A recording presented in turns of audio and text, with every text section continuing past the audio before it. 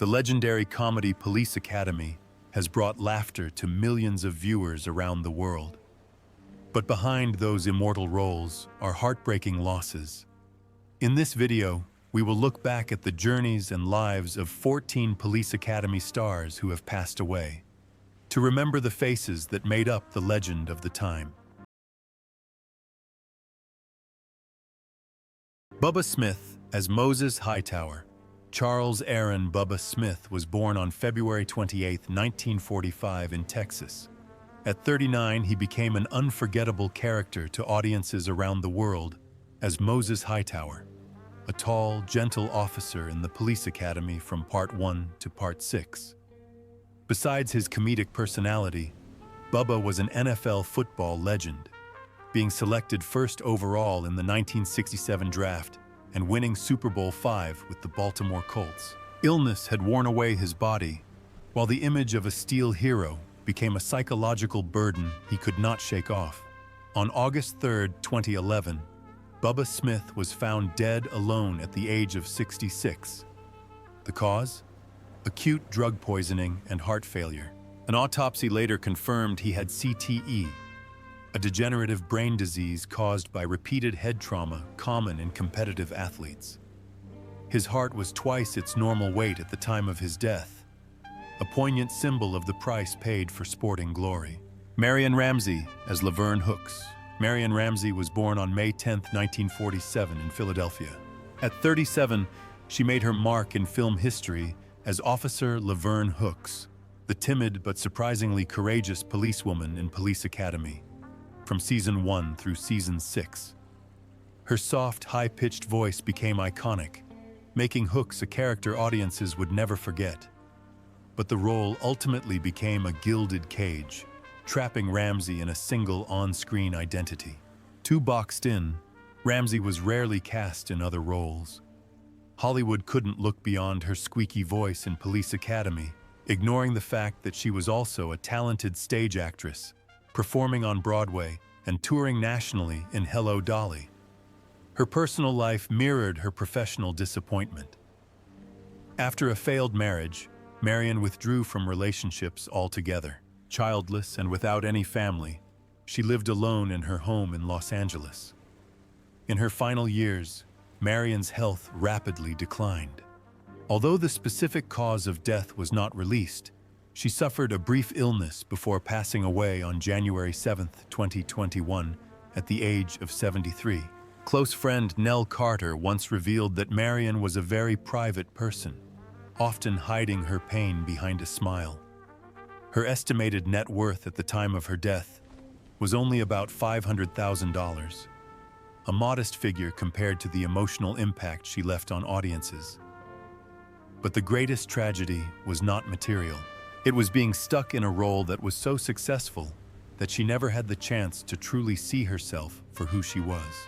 George Gaines as Eric Lessard. George Gaines was born on May 16, 1917 in Helsinki, a Russian-born Dutch talent who served in the Royal Netherlands Navy during World War II. Before becoming a U.S. citizen, he was 67 when he captured the hearts of audiences around the world as Commander Eric Lessard, the bumbling but lovable commander of Police Academy throughout the 7 seasons. With his deep voice, innocent expressions, and humorous but meaningful antics, he became the soul of the series, an irreplaceable role. But behind his illustrious career and endearing personality was a life full of profound chapters. Gaines served in Sicily, Anzio, and the Adriatic, a history that Hollywood rarely mentions. He had a long and happy marriage to actress Alan Ann McCleary, but tragedy struck in 1989 when their son, Matthew, a former Olympic kayaker, died in a car accident in India.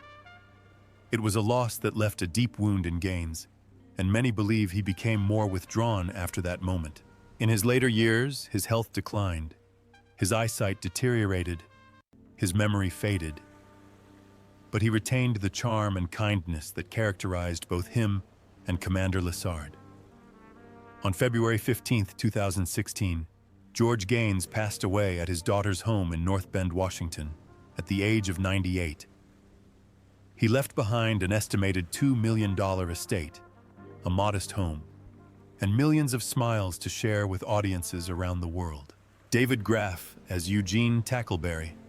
Paul David Graff was born on April 16, 1950, in Zanesville, Ohio. At age 34, he made movie history with his career-defining role as Sergeant Eugene Tackleberry in Police Academy. As a gun-obsessed but fiercely loyal and devoted officer, Graff's Tackleberry became an enduring icon across 7 films. His character forever brought laughter to millions around the world. But behind his explosive humor was a life of quiet pain.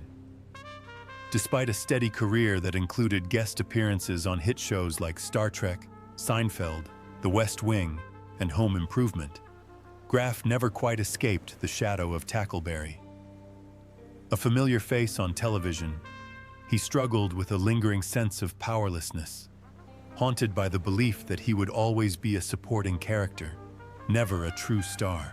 Contrary to some misinformation, David Graff has only been married once, to actress Katharine Graff in 1983. They have 2 sons together, but the constant pressure of work and the relentless pace of work often left him stressed. As an active representative of the Screen Actors Guild, SAG, he has fought tirelessly for the rights of his fellow actors, but he seems to have neglected his own health. On April 7, 2001, just 9 days before his 51st birthday, David Graff died suddenly of a heart attack while attending his brother-in-law's wedding in Phoenix, Arizona. He left behind a wife, children, friends, and fans in mourning. He was buried in Forest Rose Cemetery in Ohio, the hometown where his childhood theatrical dreams had been nurtured. Dar Robinson as Thug in Plaid. Dar Allen Robinson was born on March 26, 1947 in Los Angeles, growing up surrounded by trampolines, gymnastics mats, and a love of danger. At 37, he appeared in Police Academy in 1984 as a checkered-shirted thug, a small role that barely hinted at his immense legacy. With 19 world records and 21 firsts in death-defying stunts, Dar Robinson was more than just a stuntman. He was a living Hollywood legend until the day he died. Robinson was the first person to jump 700 feet from the CN Tower, fall 220 feet from the Hyatt Regency, launch a car over the rim of the Grand Canyon, and free fall from a helicopter 311 feet, all with precision calculations. He hasn't broken a bone in 13 years, but ironically, his only fatal fall wasn't even a major stunt. On November 21, 1986, on the set of Million Dollar Mystery, Robinson was performing the film's main stunt. While performing a simple motorcycle chase for extras, which wasn't even a planned stunt, he lost control of his motorcycle and plunged off a cliff, dying instantly at the age of 39. The medical team left the scene, believing the dangerous part of the shoot was over. His fortune was estimated at $300,000.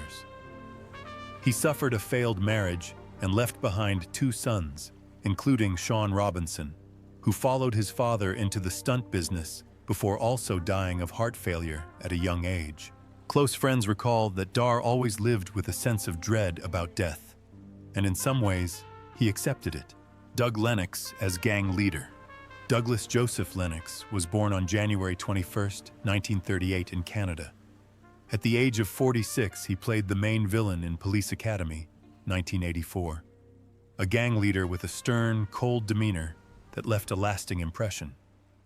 In real life, Lennox is an incredibly versatile artist, actor, author, and broadcaster. He began his radio career in 1965 and quickly became one of the most familiar voices on Canadian radio before moving into film and television. He appeared in dozens of series, including The New Avengers, Cold Squad, Relic Hunter, Earth, Final Conflict, and X-Men: The Last Stand. However, despite his versatility and persistence, Lennox never landed a breakout leading role. His villainous role in Police Academy was a standout, but it was just a glimpse into a long and humble artistic journey. In addition to acting, Lennox was known for his intellect and curiosity, which he captured in his acclaimed book, Now You Know, The Big Book of Answers, where he revealed a lesser-known side of himself, one fueled by curiosity, knowledge, and a desire to understand the world. But his personal life was not as smooth. 2 failed marriages left emotional scars. According to those close to him, Lennox struggled with bouts of depression, haunted by the feeling that Hollywood had abandoned him, that his talent and dedication had been reduced to a single remembered villain. Doug Lennox died in his sleep on November 28, 2015 in Toronto, at the age of 77. The cause was complications from pneumonia. He left behind an estate worth about $400,000, including a modest home in Toronto, where he spent his final years in quiet solitude. He was a gifted storyteller, a memorable villain, but perhaps above all, a creative spirit the world turned away from too soon.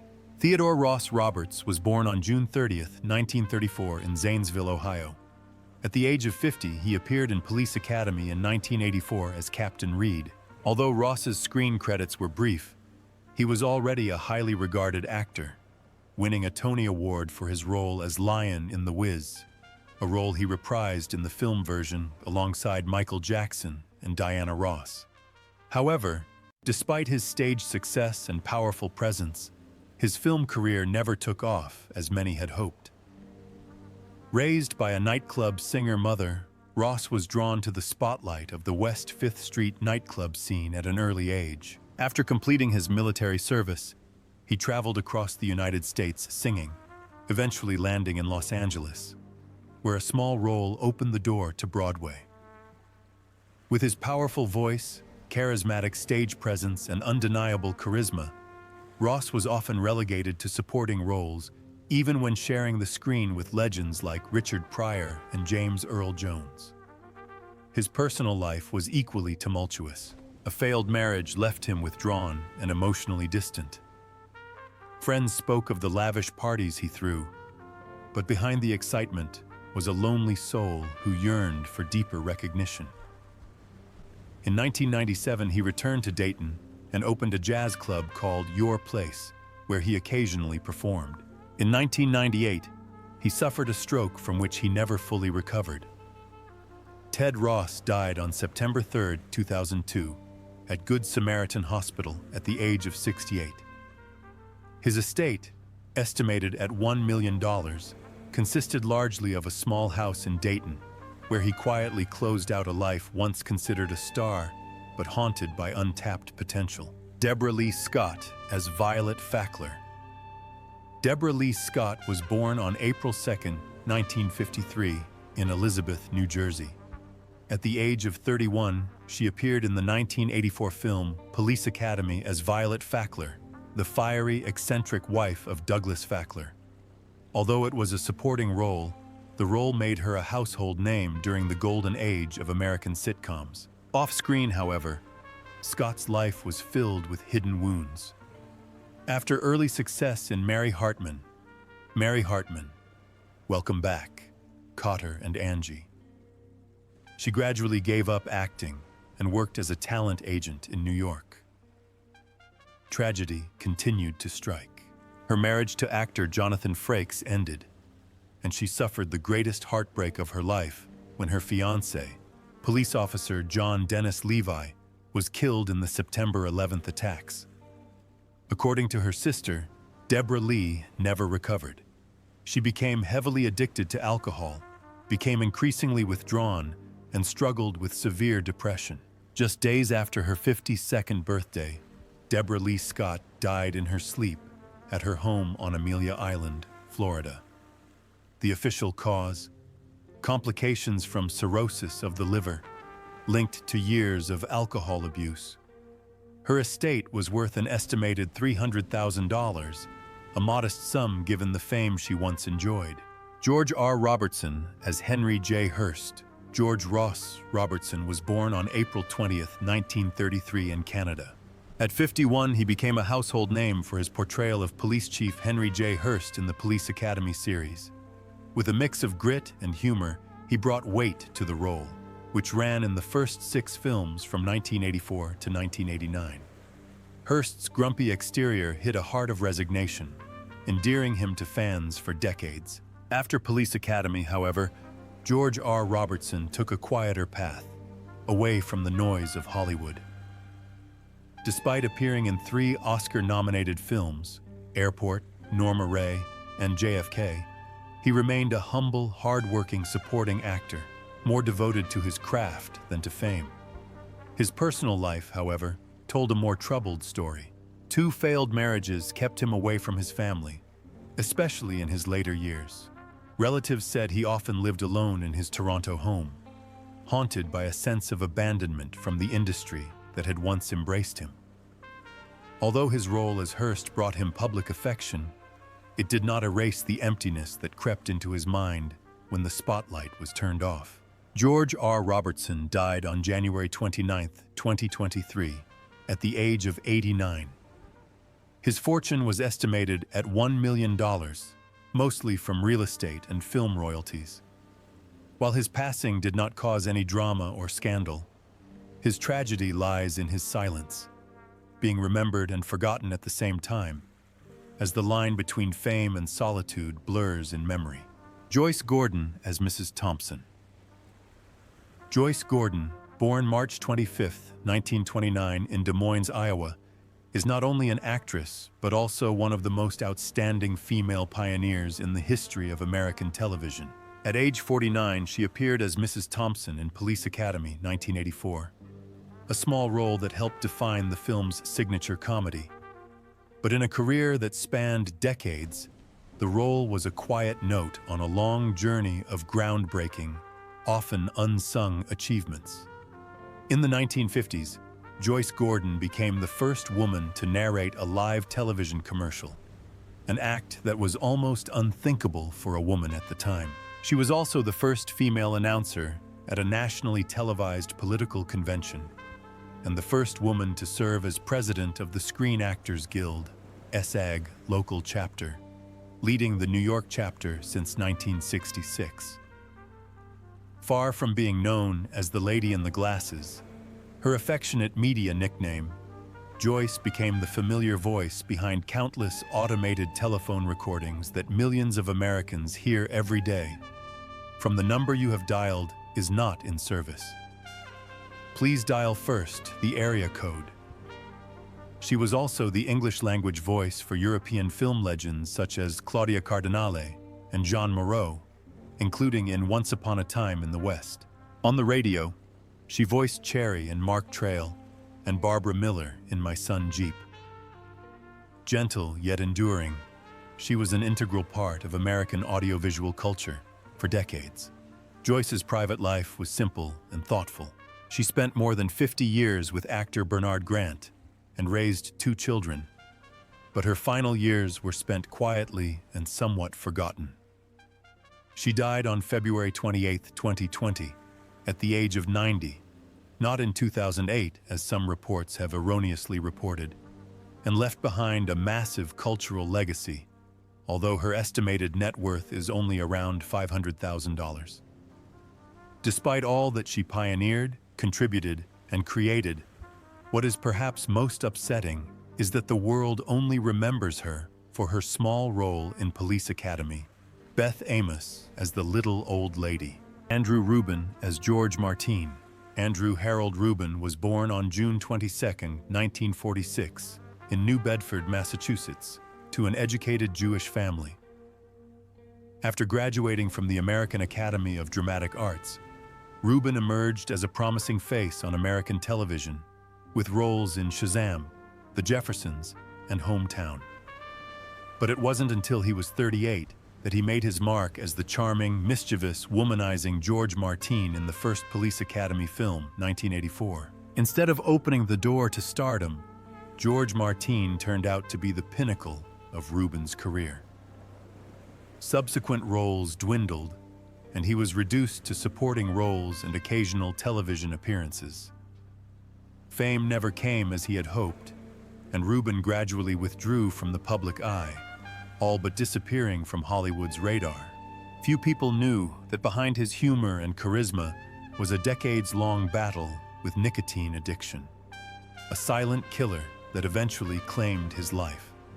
On October 5, 2015, Andrew Rubin died in Los Angeles of lung cancer at the age of 69. He was married once, but kept his personal life largely private, spending his final years in solitude. At the time of his death, his estate was valued at around $1 million, including a modest home in Los Angeles, where he spent his time painting, writing, and living away from the limelight.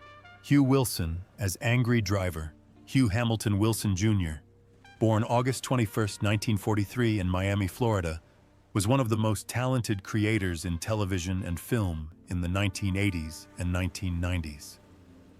At age 41, he not only directed, but also appeared briefly on screen as Angry Driver in Police Academy, 1984, a comedy that became a worldwide hit and launched a long-running series. But that was only a small part of his remarkable journey.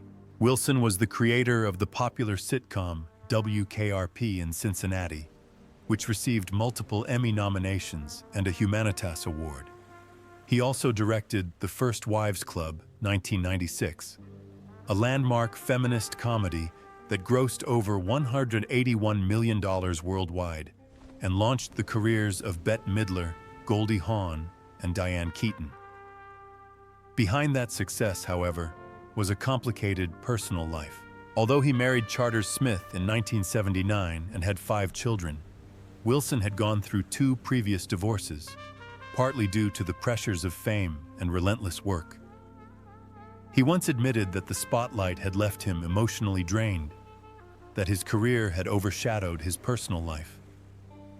A devout Catholic and later a visiting professor at the University of Virginia, he carried the silent burden of feeling he had missed out on so much precious family time. Wilson died on January 14, 2018, in Charlottesville, Virginia, at the age of 74, after battling lung cancer and emphysema. He left behind an estate worth about $2 million, including a modest home in Virginia that was his peaceful retreat after decades of navigating the high-pressure world of Hollywood.